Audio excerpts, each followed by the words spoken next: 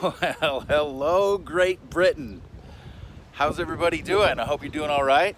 As you can see from that sun up there, we are in sunny Southern California right now. My name is Sean Campbell. I am the founder and chief creative officer of Campbell Coachworks. But before we get into that, I want to say thank you to Adam the Rev for setting this up. I really appreciate the opportunity to show some of the stuff we're working on here in the wind, as well as see all the stuff you guys are working on over there. It's fantastic to see that stuff. Our car shows are shut down here as well, so really getting in to see what you guys are working on really stokes the fires that are deep inside all of us car guys. So I think it's important to give you guys a little bit of background.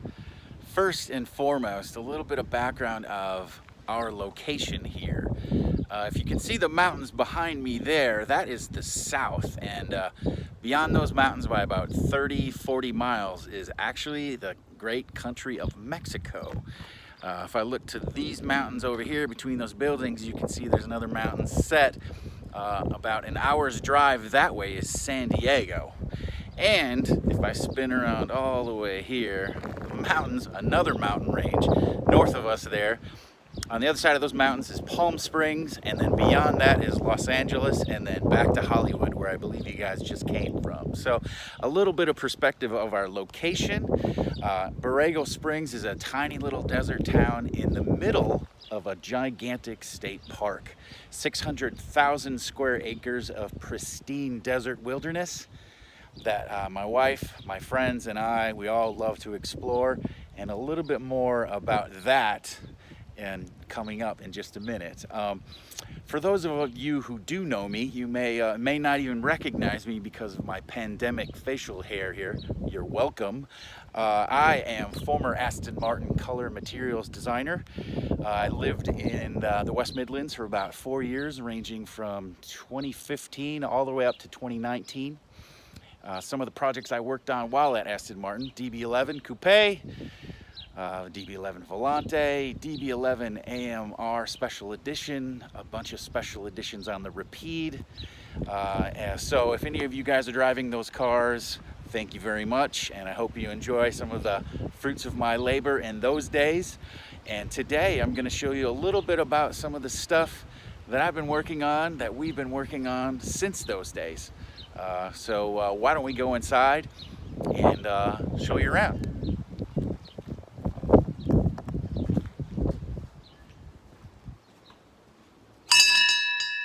Walking over here to the workshop, as you can see, that's the project we're going to be talking about. But before we get there, let's come on in here and take a look at this. Some of you may actually recognize this.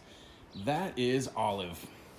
Olive is a 1981 Fiat 126 that I used to commute to Aston Martin with all the time.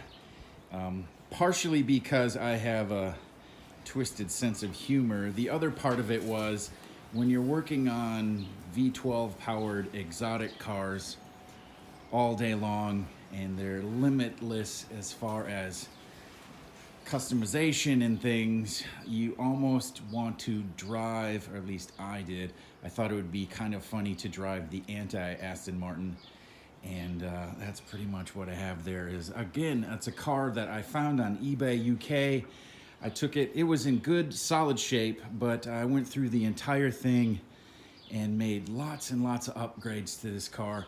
First thing that you'll see are those are authentic magnesium Chromadora rims off of Alfa Romeo of the same era, as well as it's sitting nice and low. It's actually nice and low to the ground. It's got an Abarth spec suspension system that I put on there, so you know, when you're flying around the racetrack in a Fiat 126, it's really important that it handles really well.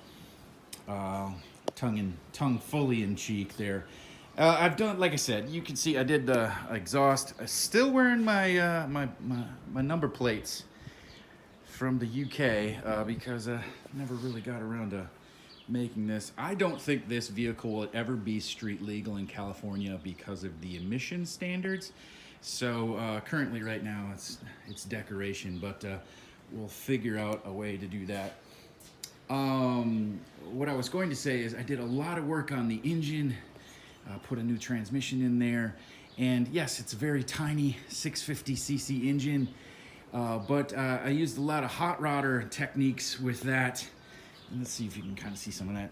Again, I think I've been doing some work on this, so it's not 100% there, but a lot of little hot rodder techniques, including improving the intake as well as the exhaust system. And I think this car really originally has about 30 horsepower, maybe 25 horsepower, and with a few of those hot rodder techniques of increasing power, I think I got about 35, maybe 40 horsepower out of it, which is comical, but let's be honest, that's a huge upgrade over what it had, so pretty stoked about that particular thing. And I can tell you right now, this car has less rust than when I left the UK. Sure, it's got a little bit of rust, but because it's so beautifully, fantastically dry and warm out here in the desert, this car has actually lost some of the bubbles that were occurring in some of the weak spots. And as a super bonus perk, this car runs substantially better here with the warm, dry air than it did in the West Midlands where I was living. So if you guys are interested in making your cars in the UK, make them run a little better, I highly recommend moving to California where your cars will run better. I will let you guys discuss that with your spouses, and you can get back to me on how that works out for you. But so let's move over here. First and foremost, that's a project that I really want to talk to you guys about. That right there, if you are not familiar, and maybe I can move around here and give you a front shot, that is a 1953 M37 Dodge Power Wagon. This is a ex-United States Army vehicle. It is a 3/4 ton pickup truck, although the vast majority of his trucks did a lot more and carried a lot more and towed a lot more than the 3/4 ton the differentiation would allow them. But just if you're not familiar, I'm gonna kind of walk you around just a little bit, and I'll tell you some of the work that we've done on it and taken it from there. But you can see the shovel axe rack on the back. You see the fuel filler, some of the gizmos in the back there, as well as one of my favorite features. If you guys are familiar with the Rivian electric pickup truck that's coming out soon, you'll notice that they have this really cool pass-through storage in their in the rear of the truck, in the front of the bed, and I think they were inspired by this. Let's see if you can see. I got a bunch of stuff in there, but that pass-through goes all the way through. Great place to hide all kinds of tools and things. I believe originally they were sliding rifles in there, and they will easily fit. And you know, everything on this truck is solid. You know, very, very solid. And we'll walk around to the front here. Let's see if I can open this thing. Very heavy hood. See if I can get this open. There we go. Oh, hang on a second, guys.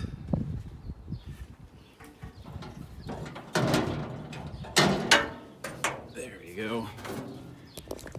So, tilt that back. What you're looking there is a 230 straight, flat head, straight inline 6-cylinder engine. The original engine for this. You know, it's a workhorse motor. The downside is this is a very heavy truck. This is not the strongest of motors, but the military only really ever moved along, it'll top out at about 45 miles an hour. So eventually, what I had been planning was a drag race between that Rockstar and this thing. But because this is my wife's truck, let me restate that. This is my wife's anniversary present. So it's her truck, and it is not a dragster. Something very interesting while I'm here is you'll see that these are actually waterproof spark plugs, and it's got a waterproof distributor down there, which is, I don't know if you can see that, but again, this truck is made for serious abuse, and that's part of the plan. So as far as restyling goes with this truck, you know, it's been restored. It has been, I actually got it from a company that bought it. It had been restored, resprayed in this color, which most purists can't stand this color, but because we are in the desert, that's part of the appeal for me. I think it's a gorgeous color, and it will look gorgeous sitting in the desert. And so our plan was to take this and turn it into an overland expedition vehicle. And you can see some of those renderings that I've put together here. You know, some different ideas of putting a much larger set of wheel on there, a much larger set of tires. And I really love this idea of putting a couple of jump seats in the back. As you can see, there's plenty of room back there with a 4-point racing harness. And so that we can take some more people with us while we're exploring the desert. Some other ideas of putting that canopy back on like it had originally in the military as well. Again, with some of that stuff. So this is a long-term build. Obviously, we're working on other things, but really this truck is fantastic when it comes to the chunky, funky attitude. I've restored all these tools and kind of put them on. You can kind of see in the back, that is actually a ladder that folds down. So when you tip the tailgate down, there's a ladder that folds out so you can step in, because this truck is pretty tall. And my goal is to be able to accommodate kids as well as maybe even my in-laws in the back seats when we get these, and then we can go explore the desert.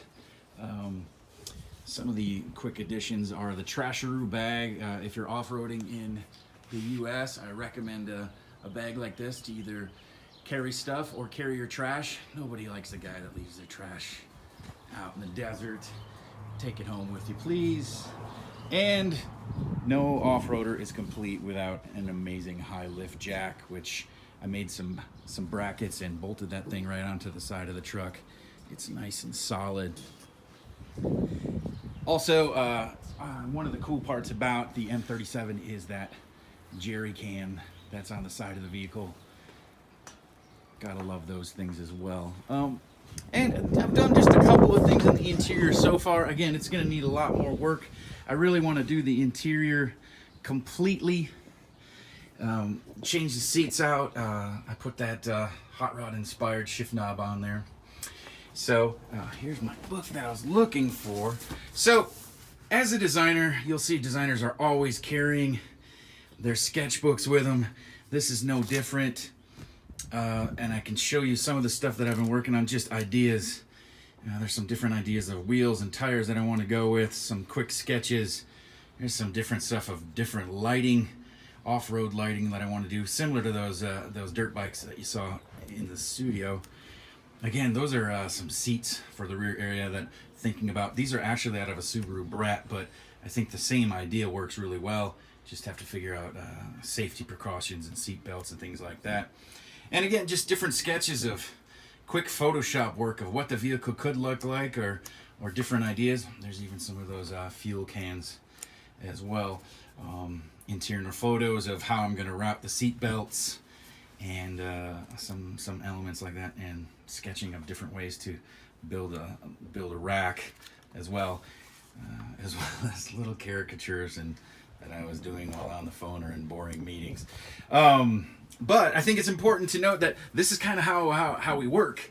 as far as designers, we come up with ideas and then we kind of sketch it out, and sometimes our sketching is clipping images. Yeah, there you can see some inspiration of using that high lift jack and some cool switches that are gonna eventually end up right there. But essentially that's our project, and what I haven't told you is, if you can't see it, the first time I saw this truck, I immediately thought of one of my favorite programs from the 80s, the A-Team, you know, the show with Mr. T. So when you look at this truck and you see that color and that cream, and you know that it's got a severe military history, and it's the older, more mature, commanding leader of that team, it's a no-brainer to think that truck is named Hannibal. So my wife and I named it Hannibal, and that name stuck. So eventually, if you are able to view our website or take a look at some of the Instagram, Campbell Coachworks, hashtag Campbell Coachworks or campbellcoachworks.com, you'll see this is a slow-growing process, but this is a very, very fun project. So essentially, that's what I got for you today. Let me just spin this around. And I just want to, again, say thanks to Adam. Please donate to Mission Motorsport. And I appreciate the opportunity to show you Campbell Coachworks, as well as show you a little bit about some of the work that I've been doing since I left Aston Martin. It's so good to hear from you guys. And please take care of yourselves these days. And thanks a lot. Enjoy. Bye.